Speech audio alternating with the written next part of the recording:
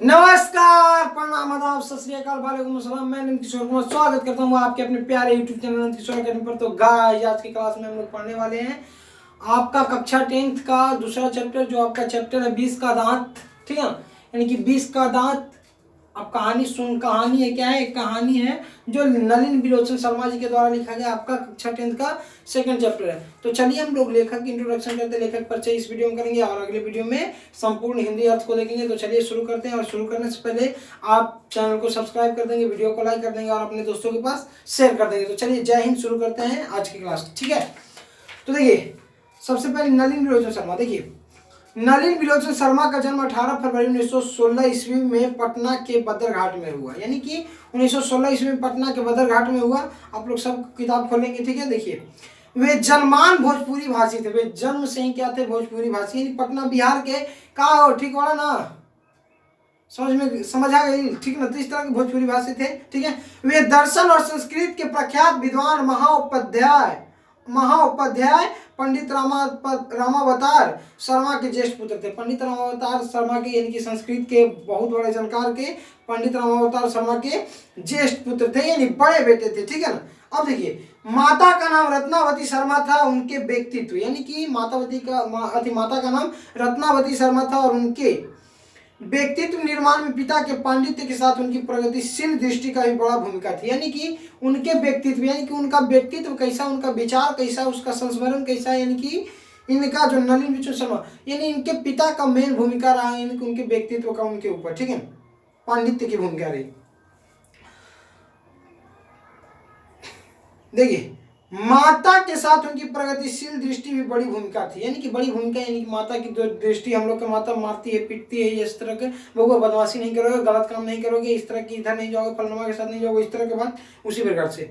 ठीक है, उनकी स्कूल की पढ़ाई पटना कॉलेजिएट स्कूल से हुई और पटना विश्वविद्यालय से उन्होंने संस्कृत और हिंदी में एमए किया। यानी कि स्कूल की पढ़ाई कहाँ से, तो पटना कॉलेजिएट स्कूल। ठीक है, पटना कॉलेजिएट स्कूल, और उन्होंने पटना मतलब पाटलिपुत्र, ठीक है ना, यूनिवर्सिटी, यानी पटना यूनिवर्सिटी से क्या किया, एमए किया। ठीक है ना।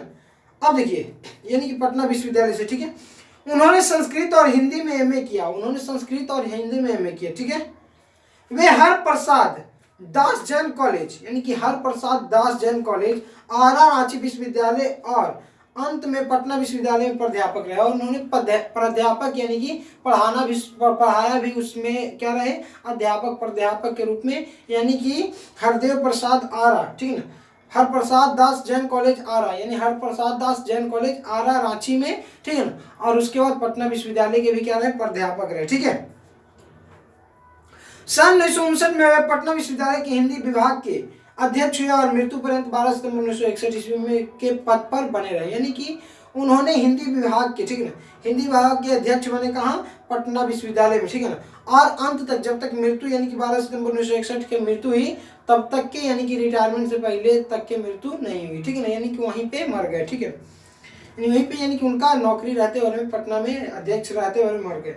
अब देखिए, हिंदी कविता में प्रपदवाद के प्रवर्तक और इस नई शैली के आलोचक नलिन जी की रचना इस प्रकार है। यानी कि इनकी जो प्रपदवाद की कविता है, कहानियां हैं, या फिर आलोचना है, इस प्रकार है। जैसे देखिए दृष्टिकोण, ठीक है। अब देखिए साहित्य का इतिहास दर्शन, ठीक है।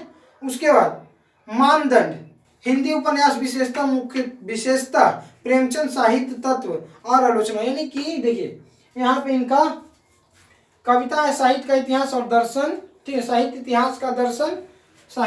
का इतिहास दर्शन, ठीक है। और दूसरा मानदंड, उसी प्रकार से, और मतलब कि तरह तरह के लेखकों पे क्या किया, आलोचना किया। ठीक है ना। अब देखिए विशेषता प्रेमचंद साहित्य तत्व का और आलोचना, यानी कि प्रेमचंद जी के भी लेखनी को क्या किया, आलोचना किया। ठीक है ना। अब देखिए आलोचनात्मक ग्रंथ 20 के दांत है और 17 असंग्रहित पूर्व छोटी कहानी, यानी कि 20 के दांत क्या है, एक छोटी कहानी है, लेकिन ये आलोचना करते हैं। ठीक है ना, एक कैसे, कहाँ से 20 के दांत, यानी कि 20 का दांत का मतलब समझेंगे।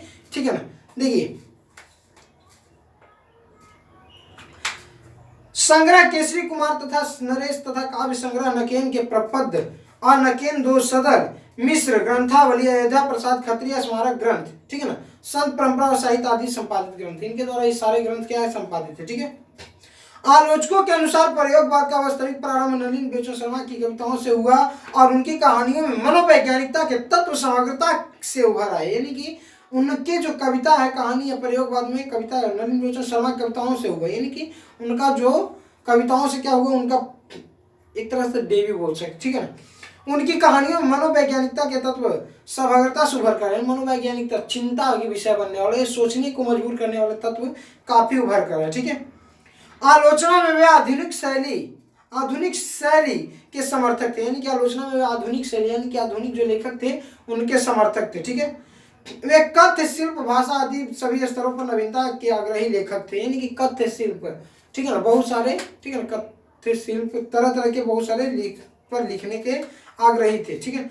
उनमें प्रायः परंपरागत दृष्टि एवं शैली का निषेध था। उन्होंने परंपरागत ठीक है ना, शैली एवं दृष्टि का क्या था, परंपरागत दृष्टि एवं शैली का निषेध था तथा आधुनिक दृष्टि का समर्थन था, आधुनिक दृष्टि का क्या था, समर्थन था, ठीक है। आधुनिक लेखक क्या थे, इनका समर्थन करते थे।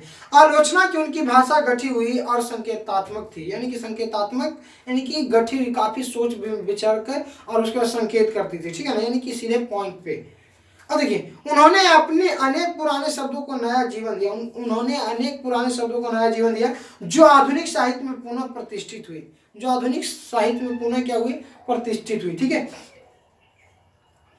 यह कहानी 20 के दांत तथा अन्य कहानियां नामक कहानी संग्रह से ली गई, यानी कि यह कहानी 20 के दांत तथा अन्य कहानी संग्रह से ली गई है। यह कहानी मध्य वर्ग के अनेक अंतर्विरोधों को उजागर करती है। यह कहानी क्या करती है, मध्य वर्ग के अनेक अंतर्विरोधों को उजागर करती है। कहानी का जैसा ठोस सामाजिक संदर्भ है वैसा ही स्पष्ट मनोवैज्ञानिक आशय भी, यानी कि जैसा ठोस सबूत इस कहानी को उसी प्रकार से मनोवैज्ञानिक रूप से सोचता है। अगर सोचिएगा तो आपके मन में एक विजुअलाइजेशन सामने है कि स्क्रीन पर मूवी देख रहे हैं, चैप्टर ऐसा है, ठीक है।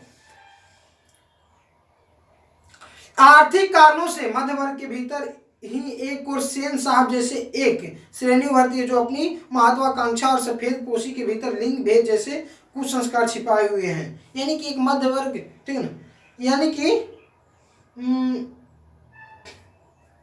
मतलब मध्य वर्ग के अनेक अंतर्विरोधों में क्या एक जो क्या है, तो एक क्या है, वन सेकेंड सॉरी,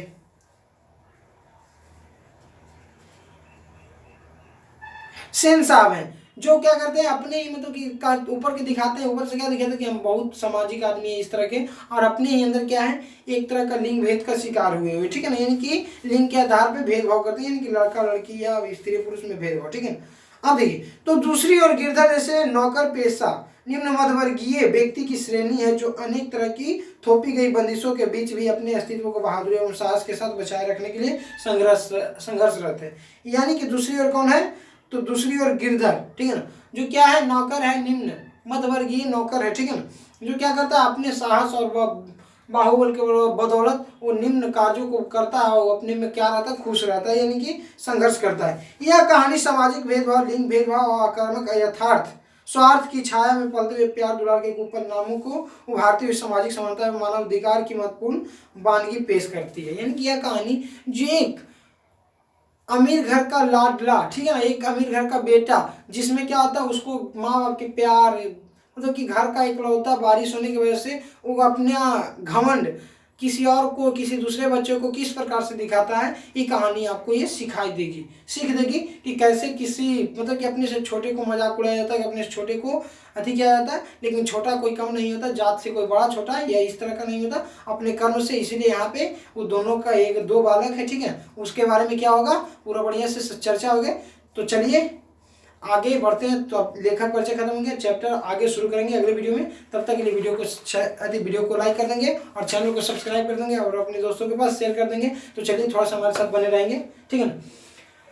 यानी कि 20 के दांत क्या है, कहानी है, नलिन बेचन शर्मा जी के द्वारा लिखा गया, ठीक है। अब देखिए, जन्म कब हुआ, 18 फरवरी 1916 ईस्वी के पटना के बद्दरघाट में, ठीक है, पटना के बद्दरघाट में जन्म हुआ।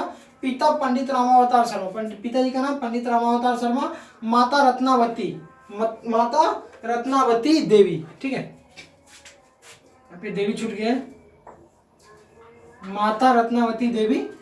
स्कूली शिक्षा कहाँ से हुई, तो पटना कॉलेजिएट स्कूल से स्कूली शिक्षा किए। उसके बाद एमए पटना विश्वविद्यालय से, प्राध्यापक हरप्रसाद जैन कॉलेज रांची एवं पटना विश्वविद्यालय से, ठीक है ना, यानी प्राध्यापक रहे कहाँ, हर प्रसाद दास जैन कॉलेज रांची एवं पटना विश्वविद्यालय में क्या रहे प्राध्यापक। मृत्यु 12 सितंबर 1961 ईस्वी को। और कविता इनका साहित्य का इतिहास दर्शकों मानदंड और कहानी 20 के दांत थे। ठीक है, तो इसी कहानी को आज हम लोग पढ़ने जाएंगे अगली वीडियो में। तब तक के लिए thank you so much, all the very best. और आप लोग अपने चैनल को सब्सक्राइब कर देंगे, यानी कि चैनल आपका है हमारा नहीं। आप अपने चैनल को सब्सक्राइब कर देंगे, वीडियो को लाइक कर देंगे, क्योंकि वीडियो को लाइक करते हैं, चैनल को सब्सक्राइब करते हैं तो हम भी उत्साहित होते हैं और पढ़ाने में मजा आता है। थोड़ा सा आपको 1-2 दिन कंटिन्यू वीडियो कुछ दिक्कत हो जाता है जिसकी वजह से नहीं मिल पाती है, तो उसके लिए हम क्षमा चाहेंगे, आप लोग से माफ़ी चाहेंगे। तो चलिए हम लोग जस्ट बढ़ते हैं अगले वीडियो में। Thank you so much, all the very best, bye bye.